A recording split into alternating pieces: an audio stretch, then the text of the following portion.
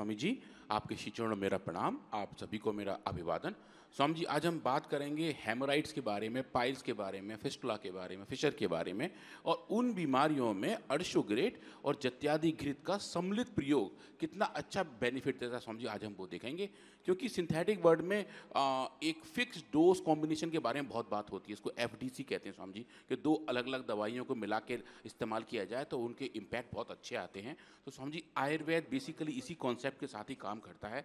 पर हमने पहली बार ये देखा कि अगर हम हेमोराइड के कंडीशन में जत्यादि घृत का टॉपिकल एप्लीकेशन करें, मतलब जहाँ पे चोट है वहाँ इस घी को लगाएं, और ओरली सिस्टमिकली अगर हम जत्यादि घृत के साथ साथ अर्शुग्रित टैबलेट को भी दें तो स्वामी जी उसके कैसे इम्पैक्ट आते हैं। आज हम स्वामी जी उन दोनों के बारे में बात करेंगे कि अकेले अकेले कैसा इम्पैक्ट है, साथ साथ कैसा इम्पैक्ट है, और जो बात फिक्स डोज कॉम्बिनेशन की सिंथेटिक वर्ड में है स्वामी जी, वैसी थॉट प्रोसेस, वैसा प्लान आयुर्वेद में सेंचुरीज पहले ही है। स्वामी जी, आज हम पहली बार यहाँ देखेंगे, और जो हमने इस पूरे फाइंडिंग को एक बड़े जर्नल में पब्लिश किया है, जो स्वामी जी अभी ही पिछले वीक ही प्रेस में आया है, स्वामी जी आज वो भी हम थोड़ा देखेंगे।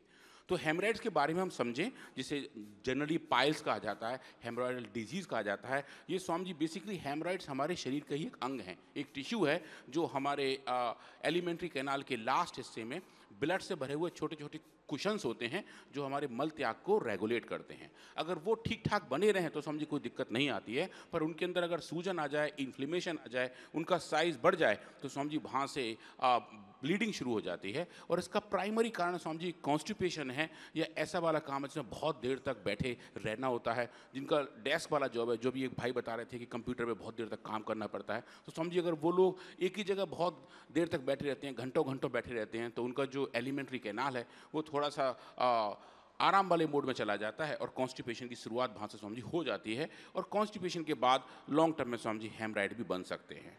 पूरी दुनिया में अगर देखें तो स्वामी जी लगभग 4.4%, मोटा मोटा समझें तो हर 20 इंसान में एक इंसान को ऐसी दिक्कत रही है। तो ये एक काफ़ी बड़ी प्रिवलेंस है ऐसी बीमारी की, जिसको आराम से अवॉइड किया जा सकता है हेल्थी लाइफ स्टाइल से, और अच्छा फाइबर युक्त खाना खाने की वजह से इन सब बीमारियों से स्वामी जी बचा जा सकता है। तो अगर आप ये ऐसा स्पेसिफिकेशन देखें कि ये बीमारी होती कैसे है, उसके कारण क्या हैं, तो समझिए बहुत सिंपल सा स्कीमेटिक है। ये नॉर्मल हेमराइड्स हैं, जैसा कि नेचर ने, भगवान ने इनको बनाया हुआ है।